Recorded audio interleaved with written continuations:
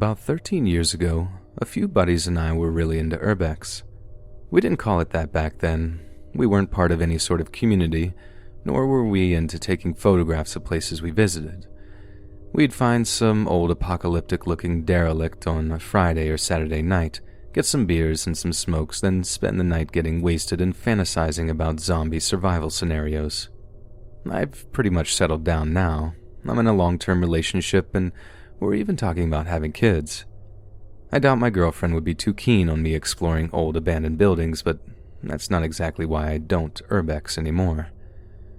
The reason I stopped is because of what we say at the Danvers State Medical Hospital shortly before it was demolished back in 2007. So, there's this movie that came out in 2001 called Session 9. We saw it in the movie theater near Boston Common and were instantly obsessed. Sure, it's a good movie, but the star isn't really David Caruso. The real star is Danvers State Medical Hospital. Location scouts must have giggled like schoolgirls when they laid eyes on Danvers. It looks more like Hogwarts than a place where some of Massachusetts' most dangerous mental patients were housed. The huge Gothic building was built in 1874, and it was quite the sight to behold. Seriously, Google it and you'll see for yourself. But in the early 90s, it was abandoned when all remaining patients were transferred to other sites. Once we learned that the magnificent-looking building was only 13 minutes north of Boston, we were already making plans to visit for a little midnight drinking session. One Friday night, we make the drive up there, parking our buddy's car about a mile away before walking over to the abandoned hospital. We may or may not have committed criminal damage in breaking through the flimsy perimeter fencing. I'd rather not say anything too incriminating. I don't want to get arrested over some dumb Reddit post, but once we were inside, it's as incredible as we imagined. The place didn't feel like it had ever been a hospital. We picture hospitals these days as being these white-on-steel, sterile places, but Danvers really did feel like it was straight out of a Harry Potter movie. Intricate patterns on the tiled floor, grand staircases, more like an old mansion than a treatment center. We're still in awe when we decide to make our way up on one of the staircases to explore the upper floors, wandering down long, dark corridors with the only light being from cheap plastic flashlights we were carrying.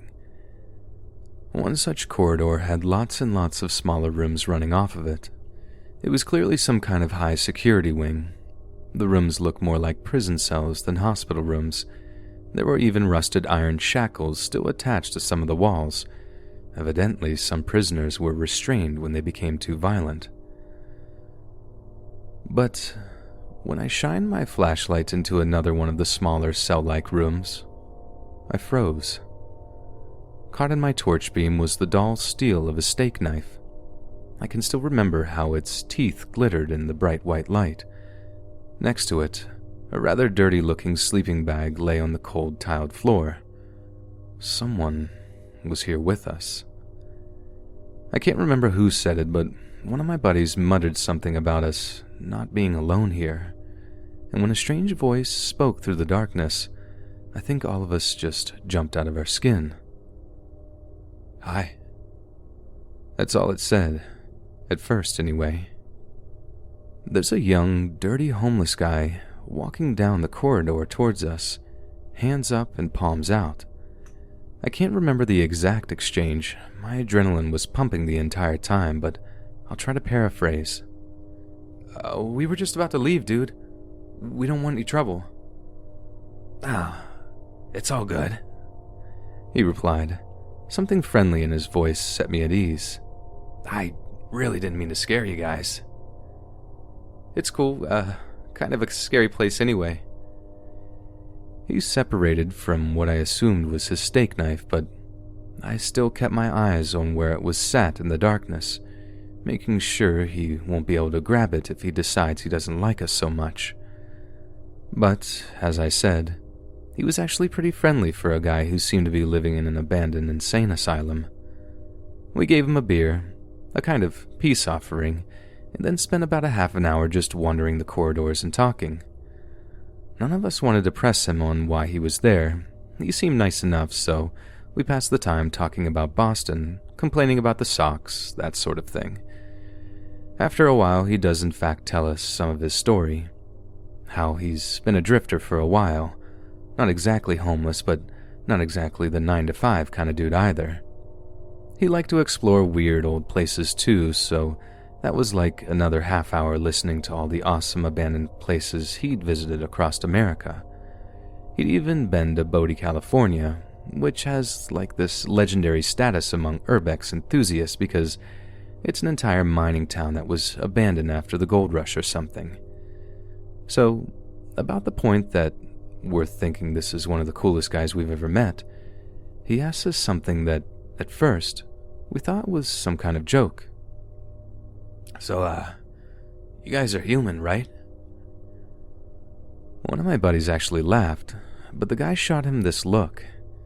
And man, if looks could kill.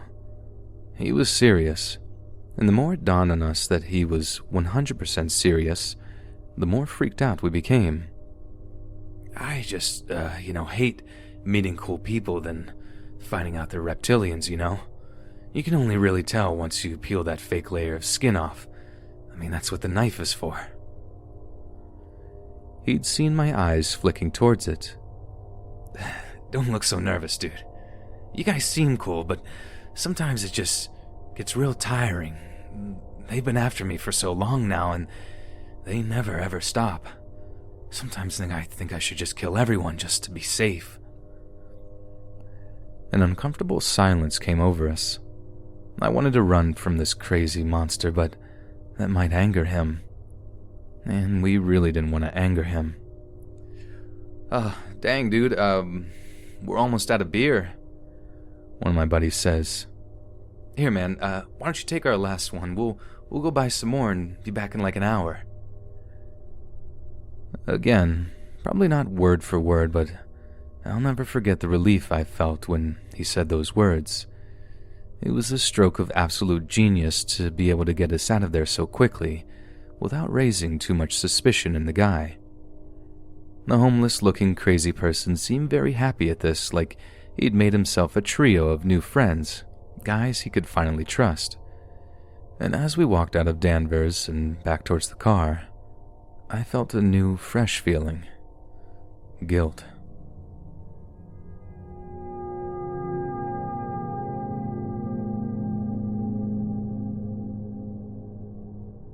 I'm an urban explorer. Urban exploration, or urbex, as we call it in the community, is the exploration of man-made structures, often abandoned or hidden from the general public. Generally speaking, photography has played a large role in its popularity, but historical documentation has also become a factor in recent years. As austerity has taken hold in the UK, urban decay has become much more prominent, with abandoned factories, amusement parks, and other such places becoming increasingly common across the country.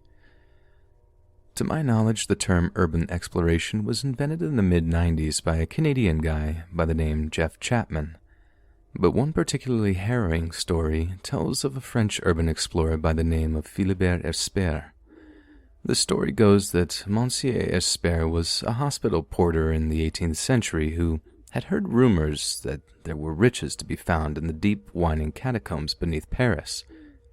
Priceless jewels, golden medallions, and 100-year-old bottle of expensive spirits waited for those who were brave enough to search for them. Monsieur Espert packed a knapsack, bid his wife adieu, then wandered down into the catacombs in search of his fortune. His skeleton was discovered in the damp, dark tunnels just over 11 years later. Now, I'm not sure if I believe that story. There's always been a kind of glamour that came with the apparent dangers of urban exploration, and I'd be lying if I'd said I didn't find that attractive. But the story of the French explorer seems a little too far-fetched for me, not to mention that the risks involved these days are minimal. It's pretty much impossible to get lost, and an emergency mobile phone means that medical assistance is usually just minutes away. That being said, it doesn't mean you find some genuinely weird or disturbing things while exploring. And not too long ago, myself and a friend of mine explored a place that actually made me question if I wanted to involve myself in urbex anymore. Just out of Farnham, in a leafy rural place called Surrey in England, stands an old abandoned puppy mill.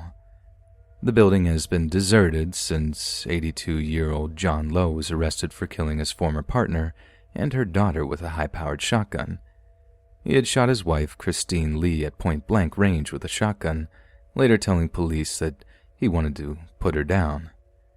His daughter, Lucy Lee, made a call to the emergency services before courageously returning to the scene of the crime to face her killer one final time.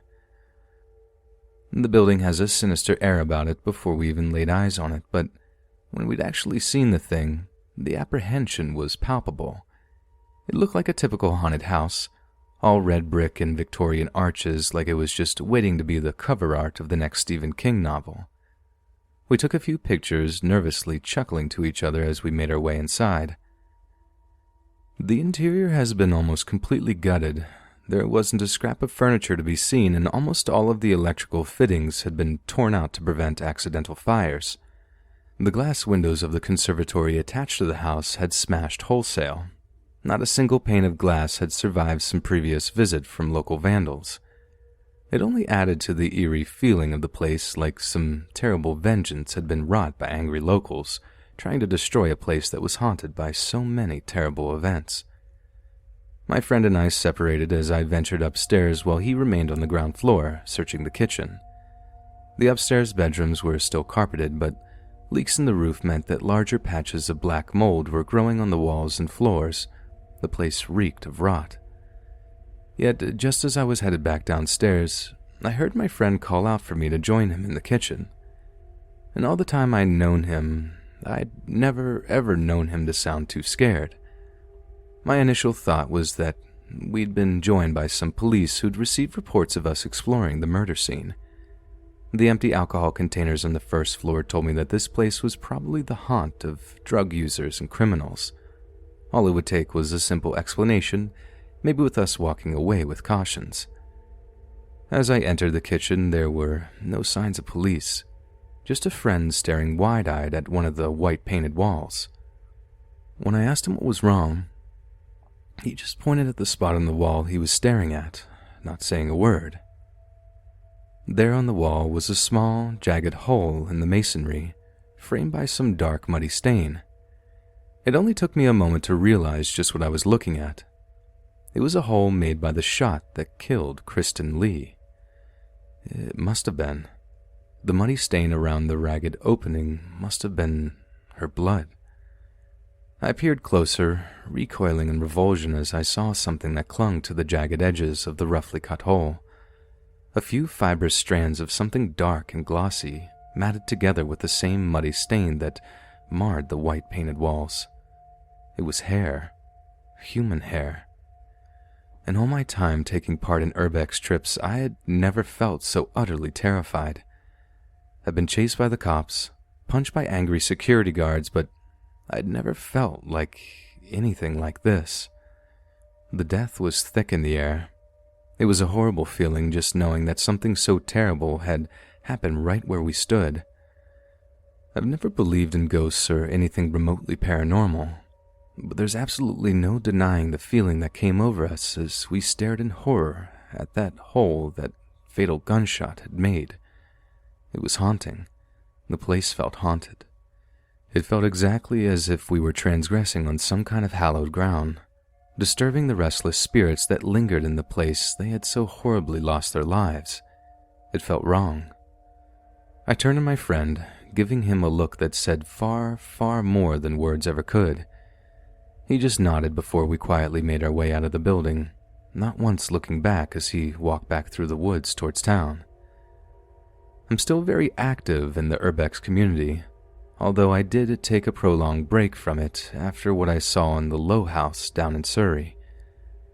I now actively warn people against visiting former murder scenes, telling them that some places are better left undisturbed. Like I said, I'm not a believer in the supernatural, but that doesn't mean that some places aren't haunted. Not haunted by ghosts, but by the reality of just how cruel and heartless human beings can be toward each other, even by people they love.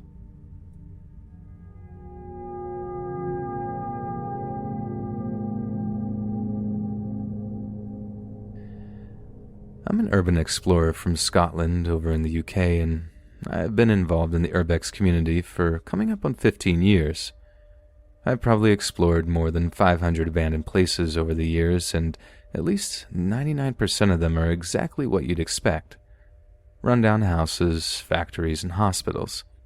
Creepy enough to make for amazing photography, but nothing remotely sinister about them. Honestly, the number one feeling you get from urbex is kind of sadness, especially when the site in question is an old Gothic building that's more deserving of investment and not demolition. I've been to pretty much every stereotypically creepy place you can imagine. Old Victorian hospitals, haunted stately homes in the middle of nowhere, several morgues and operating theaters, abandoned graveyards, creepy basements and tunnels, you name it, and I've explored it. But one place was different from all the others. Out of all the places I've explored, only one genuinely scared me.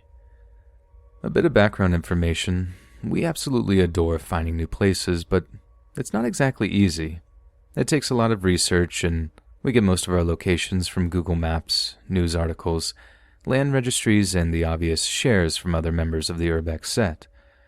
So often, unless someone has left kind of an urbex review, we don't know what a place will be like before we turn up.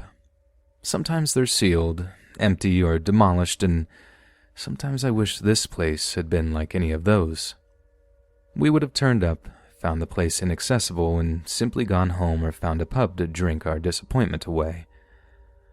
A lot of the time, my urbex pals and I will organize a kind of day trip, something to look forward to and bring relief from the stresses of our boring or stressful jobs.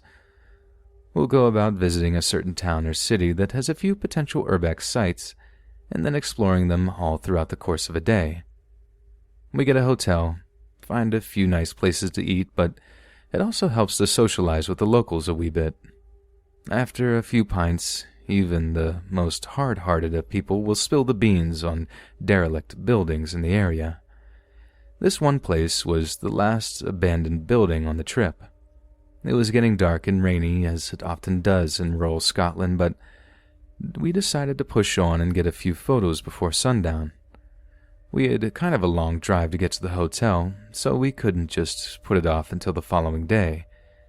At first, it didn't seem abandoned, just a church in the middle of a very well-kept cemetery. My friend assured me that from his research it definitely wasn't in use, and I was pretty keen to get inside because abandoned churches can make beautiful photos.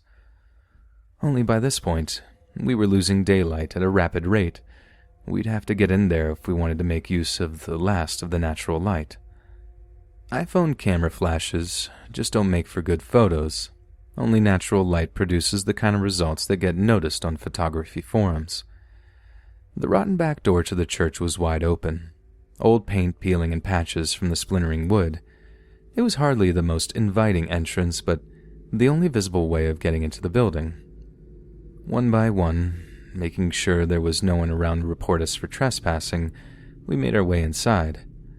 Now, side note, a lot of urbex enthusiasts talk a good game about climbing into places, through open or broken windows, onto roofs to find service hatches and all that. I can categorically say that climbing an abandoned site is definitely not a good idea. From experience, the fastest way to the emergency room is trying to climb something that is literally falling apart. Inside, we came to what appeared to be a small kitchen. I'm not remotely religious, so it did kind of surprise me that whoever the priest was actually used to live in the church too. That kind of dedication to something so intangible is just beyond me, but I suppose that's why they call it faith. The kitchen naturally led onto a small corridor before opening up into the main church hall. That was the last time we spoke for a long time. There were beautiful color-stained glass windows, albeit a little grimy from the abandonment, but that's not what drew our eyes. A distinctly uneasy feeling overtook us as we saw just what was laid out in the hall before us. I, for one, was completely lost of words, while one of my friends went deathly pale, as if he'd seen an actual ghost in that old church. Instead of the standard empty pews and religious iconography, The interior of the church was filled with children's toys. They were stuffed neatly and uniformly into every pew, all facing the same way, forever listening to some silent sermon. All of the children's toys and dolls were worn and filthy, in a creepy kind of style that kids' toys haven't been made since like the 70s or 80s. There were little ornate prams, that's strollers for Yanks, and matchback cars all facing the same way, towards the empty priest's podium. It dawned on me that since there were no toys there, whoever had arranged them this way had stood at the podium and admired their handiwork. There was also a kind of bedroom area, one bed having been clearly made up for a child and surrounded by children's books. No adult-sized beds, not a single one, so I don't think it was anything like a homeless family squatting there. How long they had been there was anyone's guess, but one thing was clear. Whatever the reason these toys were arranged like this, it was not a good or pure one. We left the place, still in silence, too creeped out to discuss the scene as we drove back to the hotel we were staying at. The mood of the whole day had changed in mere moments.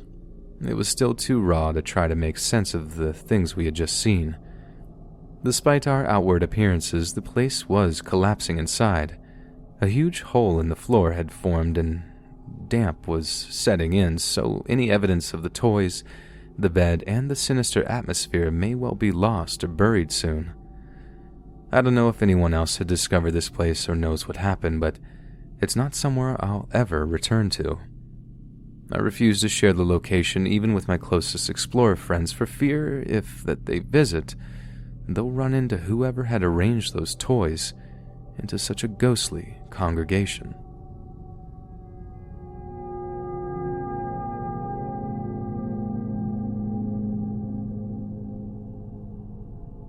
I've seen a few scary urbex posts on this subreddit over the past couple of days. They've been some amazing stories, but they've reminded me of my own terrifying experience that I haven't actually thought about in some time. I've never really told anyone this story, but now I feel like this is the right time. I mean, I am pretty much anonymous here, and it really has been years since this whole thing went down. I live in Liverpool over in the UK, the place where the Beatles came from. It's a beautiful city with a rich cultural history, but beneath the old Victorian streets there are old mysteries that have never been solved. Dark secrets that pass from the world along with the dead men who kept them. Let me tell you the story of when a friend and I explored the Williamson Tunnels. The Williamson Tunnels are a bunch of massive subterranean excavations in the Edge Hill area of Liverpool, which were created under the direction of a tobacco merchant, landowner, and philanthropist Joseph Williamson between the early 19th century. Although generally described as tunnels, the majority of the complex is comprised of brick or stone vaulting. Essentially, a series of interlocking rooms have been carved out from the rock underneath the city. The purpose of the works remains unclear, although quarrying, a philanthropic desire to provide employment, and Williamson's own eccentric interests have all been suggested.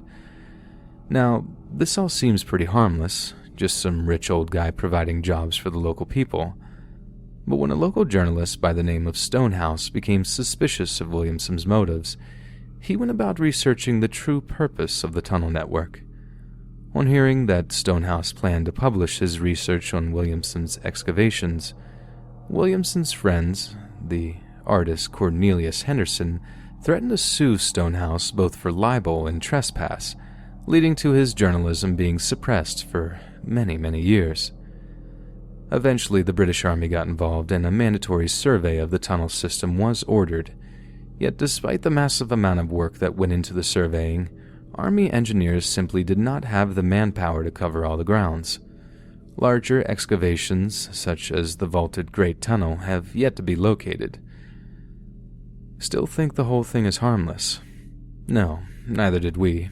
So it came to pass that myself and a friend of mine, we'll call him Chris, began to plan a clandestine exploration of the Williamson tunnels, namely the parts that hadn't already been explored. We stocked up on a few snacks, 2 flashlights, each along with a lot of batteries. There was no way either of us was getting caught short in some dark underground tunnels. That would be like the start of a bad horror movie or something. Some warm clothes, 1 first aid kit between us, and we were set. I gotta say, it was incredibly exciting, planning a little expedition like that, knowing we'd be venturing into places that no one had stepped foot in for almost 200 years. We joked about finding a huge stash of treasure, Spanish gold and silver doubloons, but I think I half believed we might. Why else would a man dig so deep into the earth unless he had something really worth hiding? The whole real way to get inside the tunnels is to use the official visitor's entrance. The plan was to get inside, look like a pair of well-meaning tourists, then hide out somewhere until closing time when we would have the place to ourselves. Simple, but effective nonetheless. Naturally, it worked. We found some dark corner as far deep as we could manage without cutting away at the chain-link security fencing that kept us from the deeper recesses. After 5 p.m., a solitary security guard made one final sweep of the public areas with his flashlight, turned off the main power, and then went home for the evening. Maybe it was a bit early to be high-fiving each other, but we were still pretty ecstatic that the first phase of our plan had gone off without a hitch. The next phase involved finding a way around the previous mentioned chain-link fences that had been erected to keep tour groups from venturing into restricted, supposedly dangerous areas. With a little help from a pair of pliers my friend had borrowed from his dad's toolbox, we were in. We got out our flashlights and began to wander deeper and deeper into the unknown. It didn't take long until we were hopelessly lost inside an unending series of pitch-black rooms. I had assumed that there would be some sort of order to the layout, but each adjacent room seemed to take us deeper into what had to be a huge labyrinth underneath the streets of Liverpool. The deeper we got, the more debris covered the floors, chunks of hewn limestone that we began to stumble over as we pushed on. I noticed that my ears were popping just in time to hear my friend let out a yelp as he slipped among the rubble and crashed into the rocks beneath him. It looked bad. I rushed over to him, struggling to find stable footholds among the rocks, and was incredibly relieved to discover that all he had were a few cuts and grazes. I don't quite know why I did this at the time. Maybe it was because I knew from the look on his face that he had had enough. But I left him for a few moments to go see if there was any of that treasure stashed away in the rooms ahead of us. Of course, he wasn't there when I got back. Of course, the room he was sat in was empty, no sign of him anywhere. I was kicking myself. He'd obviously gotten annoyed that I'd left him alone and was now marching back on his own, bleeding and tired. I tried to find him, heading back as fast as I could to catch up with him, yet there was no sign of my friend at all. No torchlight in the darkness, no one responding when I called out his name. And it was about at this point that I started getting pretty freaked out. Either he was playing a bad joke on me, or there was something terribly wrong. Then, from the rooms behind me, I heard footsteps. Not walking pace, not at all. These feet were sprinting, hurtling through the rooms towards me in the darkness. I wheeled around and shined my flashlight, relieved beyond belief to see my missing friend. But his face, I've seen a look of terror so etched into someone's features. He didn't have his torch or his backpack, and he almost crashed into me as he sprinted through the tunnels. He just whimpered one single word as he ran. Run.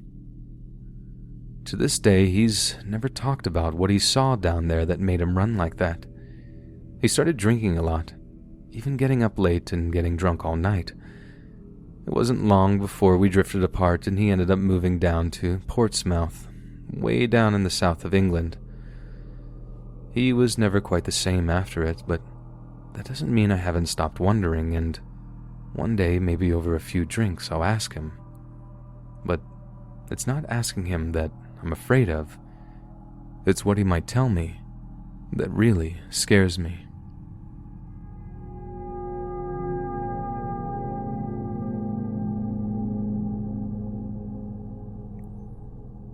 When I was in university, I used to work the closing shift at a McDonald's here in the UK, which is without a doubt the weirdest shift to work. It happens to be the most consistently busy shift of the day, yet somehow it's invariably worked by incompetent teenagers who are somehow corralled by a manager who are barely out of their teens themselves. And before you go saying that's a mean thing to say, or that I should have more respect for hardworking young people, I think I've earned the right to say it, because I used to be one of those previously mentioned incompetent teenagers. At about 11:30 each night when the closing shift ends, myself and a few of the guys who worked there used to go have a smoke at a nearby play park before going our separate ways. Only one night in particular, one of the guys has the idea to drive over to the grounds of an abandoned psychiatric hospital and have our smokes there.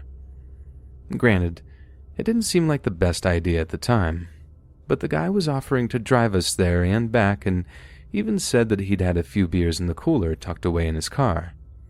And trust me, if you finish a late shift at McDonald's, stinking of grease and sick to the back teeth of rude customers, you jump at the offer of a free beer. My only question was where this place was exactly. He said it was only a few miles away, at a place called Whittingham. So, the grounds that Whittingham Hospital is built on are absolutely ginormous. There are about 4 or 5 different annexes constructed around a cricket pitch, a duck pond, and even a small train station built specifically for the purpose of receiving patients. I'm not actually from the area. I moved to attend the university in nearby Preston, so unlike the locals, I had no idea of the story behind Whittingham Hospital. One of the lads starts to tell it as we parked the car and began to walk over to the grounds. I think if he had told me before we'd left, I'd have been much less keen to accept the free beer. Basically, back in the 60s, the hospital was the subject of a huge controversy involving abusive staff and illegal medical testing. But whatever the truth was, it had been lost in the subsequent rumor mill as the local population embellished and exaggerated the story until it was something of an urban legend. People talked of haunted buildings, mass graves, and patients who refused to leave when the place was shut down in the 90s. With those thoughts rattling through our brains, we climbed the large stone wall that surrounded the complex and began to explore. Each time we would wander into one of the dusty old buildings, we would often find that the floors would give way or that they'd rotted away entirely. It was pretty dangerous, but the sense of adventure was palpable. I had never done anything quite like it in my life. The sight of such magnificent buildings being left to crumble was sad, but exhilarating, knowing we had them to ourselves. There were long wards lined with damp, moldy beds housed inside huge Victorian buildings complete with towers.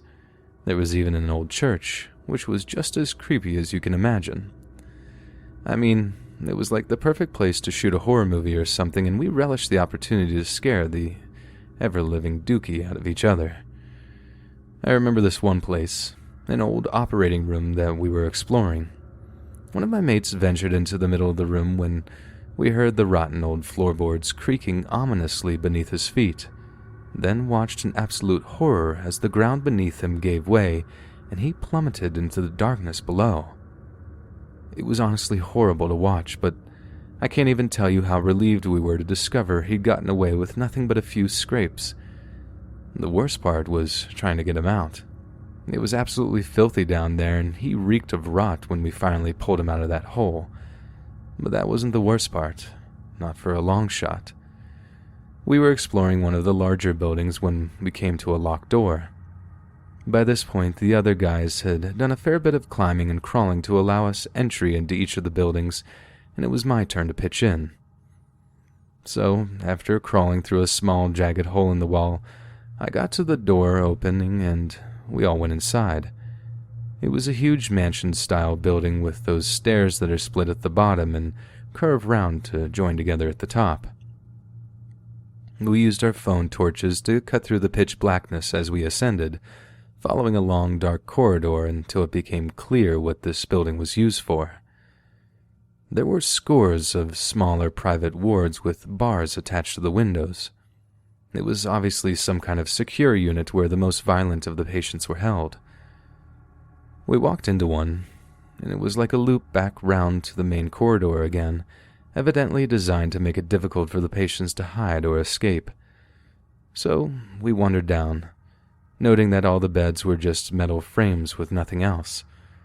But as we turned the corner, there was one larger bed, the only one which had a mattress on it. What's more, this mattress had a large, dark stain marring the once white sheets. It was a big stain, a horrendous smell emanating from it. Out of nowhere, one of my mates freaked out. He was pointing at the filthy, dust-covered floor, pointing towards a few patches of a similarly looking muddy stain that led from the ward. I would say that the most scared I've ever been was then. We were already a bit panicky, but seeing that had us fleeing the building as fast as we could.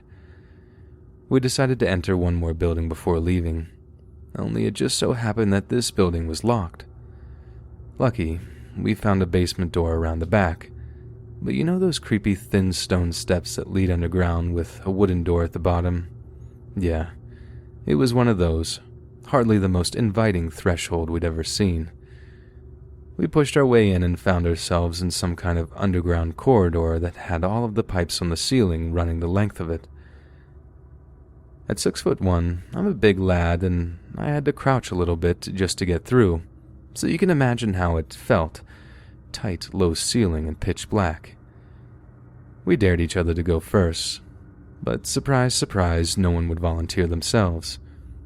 Anyway, this corridor seemed to go on for ages, and we concluded that we were definitely in the underground network of utility tunnels that connected all of the buildings. There were a couple of staircases leading off every now and then, but most were blocked off, so we just continued as we could. After a good few minutes of walking, we arrived at the end of one particular corridor. It had a huge steel door like one of those classic hospital jail doors you see in films with the little window hatch at eye level. With apprehension, we pushed this open. The room was empty except for one thing. There was a single metal chair in the middle of the room fastened down to the floor, and above it, hanging down from the ceiling, were two metal chains with manacles attached to them. Even if we didn't know the room's true purpose, it may be the most disturbing thing I've ever laid eyes on. None of us knew what it was and what had likely happened there, but we could guess, and there's no way it was good. I realized that as we were leaving, this was kind of a bizarre rite of passage I'd just undergone. This place was famous as a place of evil among the locals, but I'd never even heard of it. Now, after a night of exploring the most haunted place in Lancashire, I appreciated that now. I too had my own little Whittingham story. I would be able to regale both locals and my friends back home with the story of how I'd ventured Whittingham, but that came with a price. The price of never, ever being able to get the image of that final room out of my mind, and the inability to stop wondering about the horrors that went on in there.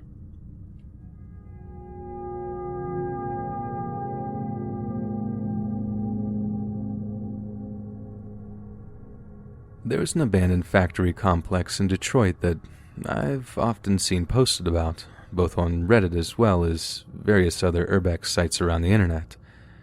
I personally explored the place about 8 or 9 times over the course of a decade, and each time I've found something new.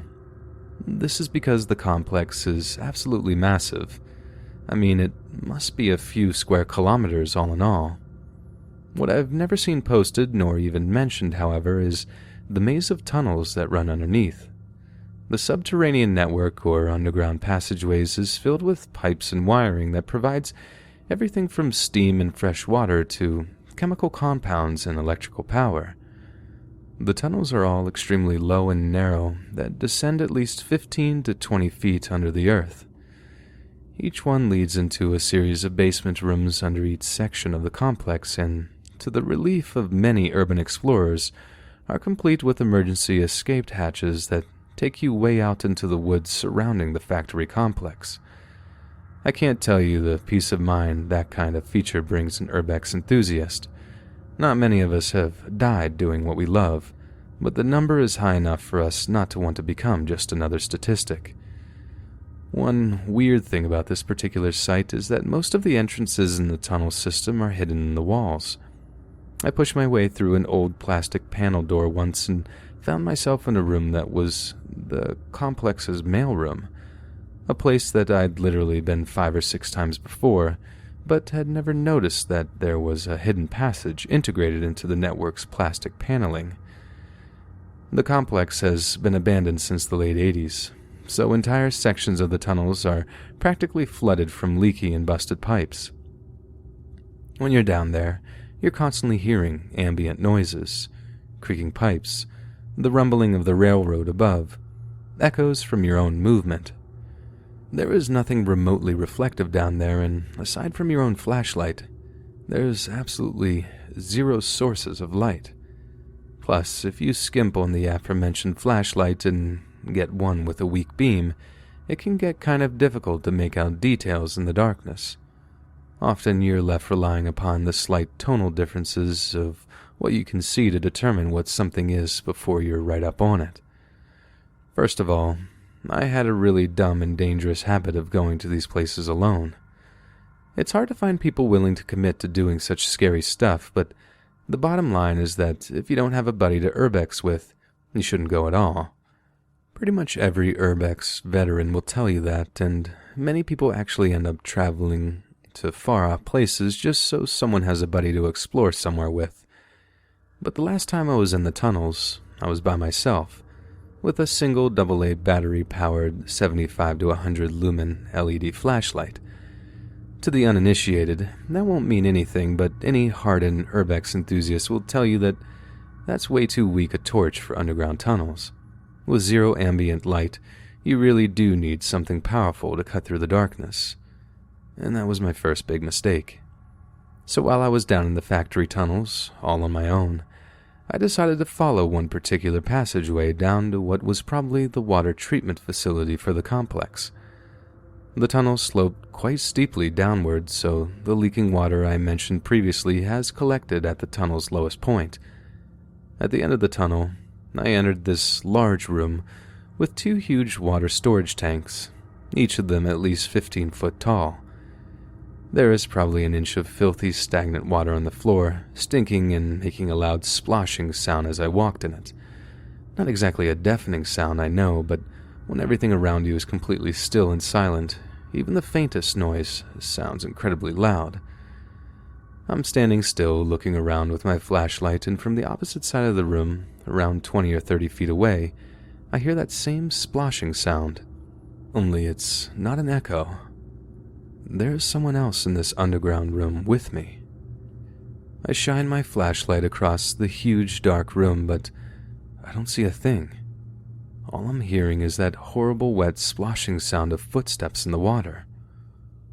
All of a sudden, I shine the light on this human shape that is completely covered in black clothing. I mean, it was so black that there was no difference in the shading or anything. It's just like a shadow against the peach-colored concrete wall. I stammer out a nervous greeting, and all of a sudden I can see this person's 2 eyes flash up. A distinct pale blue back my flashlight. I mean, I knew it was a person. I'm not a believer in ghosts or the supernatural, so it's not like I was scared out of my mind. But people can be weird. I know that firsthand. I don't know if the person was in some kind of bodysuit or what, but it's impossible to make out anything distinguishing about them other than the color of their eyes. I don't know what kind of weirdo sets out in a full black getup to rummage around the underground, but this guy's silence was beginning to seriously creep me out. What's more, I noticed that he didn't have a torch. He didn't have anything in his hands for that matter. So how was he able to find his way around in the dark? Sure, he could have turned it off when he'd heard me coming, but at the time it really made me feel uneasy. After all, it's fear of the unknown that's without a doubt man's biggest fear. Then out of nowhere, he just rushes me, splashing through the shallow pool of water, sprinting in my direction. I just freak out, spinning on my heels and absolutely bolting back the way I had come. I'm flying up the inclined tunnel, slipping and sliding all over the place on the slippery, slimy concrete. I fell down a bunch of times, grazing my knees quite badly and almost straight up breaking my wrist at one point. But I didn't feel the pain. Pure adrenaline just kept me flying through those tunnels towards the emergency exit. It must have only taken a couple of minutes to get out of there, but it felt like an hour of sprinting through this tunnel network, praying I wouldn't get turned around, praying the man in black wouldn't find me. It was the closest thing I've experienced to a living nightmare. I've never been so terrified in all my life. I'm sure whoever I met down there in the dark was probably as terrified as I was. Maybe they thought I was going to attack them, hence why they turned off their own light source and rushed me. That was just my gut reaction, kind of a primal self-preservation. Now, looking back, I have no reason to believe they actually followed me, and they probably ran back the way they came, same as I did. But just so we're clear, I've never visited an Urbex site alone since, even if it takes waiting a while to find a buddy, because no abandoned building is worth meeting that one weird stranger who isn't scared.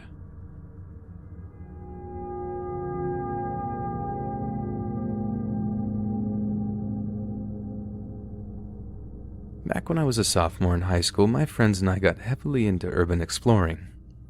We spent a lot of time in Urbex forums online, uploading photos and sharing experiences, but it wasn't long before we found ourselves in a kind of friendly competition with a group from Ohio.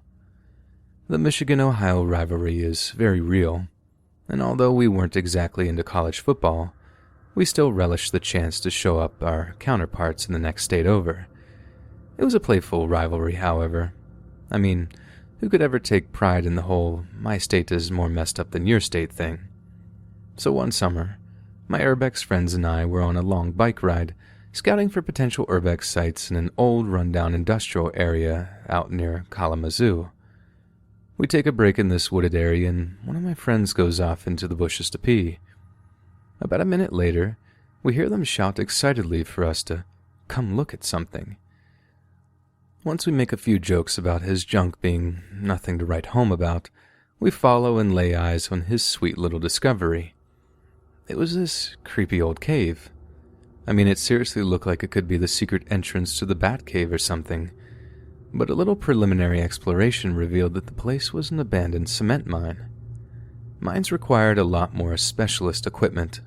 Any seasoned Urbexer will tell you that it's crucial to bring respirators to anywhere where air quality might be compromised.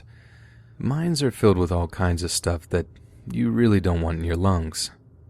So about 2 weeks later, after a fair amount of planning and preparation, all four of us returned to the abandoned cement mine with the appropriate safety gear and a camera, ready to properly explore. We discovered there was basically one main shaft that sloped down into the earth, so we followed that main route. It was wide enough to drive a pickup truck through and was still in a pretty decent condition, so traversing the mine shaft was much easier than we'd first thought.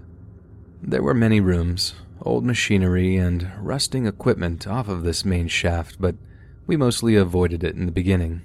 We were just trying not to get lost or turned around in the darkness. As we shone our flashlights along the smooth rock walls, we saw that they were almost covered in spray paint graffiti. Mostly just the classic abandoned building stuff. Jimmy was here, swastikas, initials, and dates. But as we got deeper and deeper, the graffiti really thinned out. Whoever was hanging out here before us obviously didn't go too deep into the mine, probably for good reason.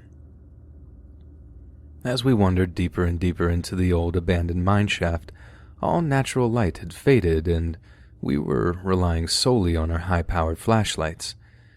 The air was so stagnant and hazy with particles that even the light from expensive flashlights would only go about 20 feet or so before getting totally obscured by dust. Oh, and that dust has us thanking the big guy upstairs that we'd remembered to pack the respirators. And the glow sticks that we had brought were basically useless because they would disappear in the haze only a few steps after dropping them, and we had only bought a handful. Once we were about 30 feet below the earth, we started arguing among ourselves. Our little crew was nervous about going deeper with the air quality being so terrible and without a good way to prevent us from getting lost. We somehow managed to override our anxieties by assuring ourselves that the path was easy and straightforward, so we'd have a hard time getting lost.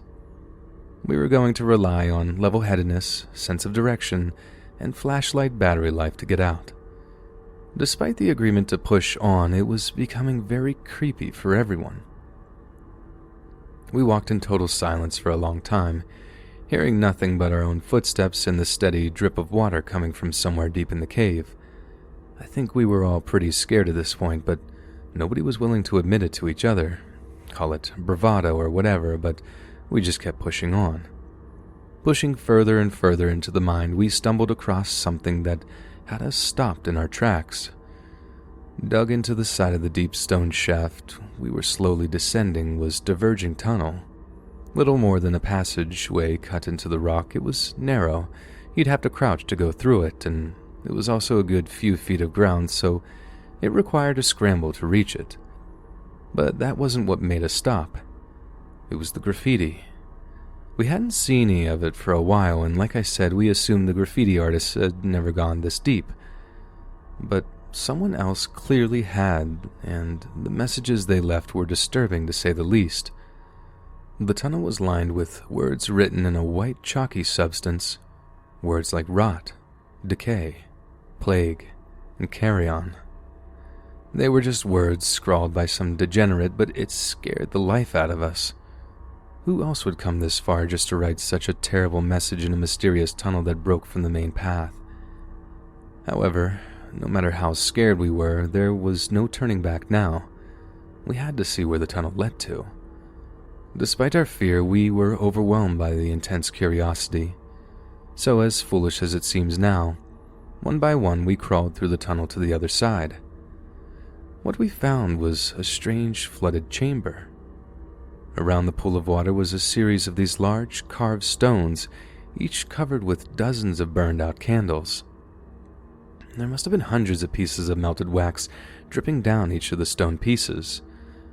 The walls had a few twisted, malformed faces scrawled on them, and the tunnel entrance back to the main shaft was ringed with a spray-painted, blood-stained mouth. What was this place? Some bizarre cloister where black masses were performed or something?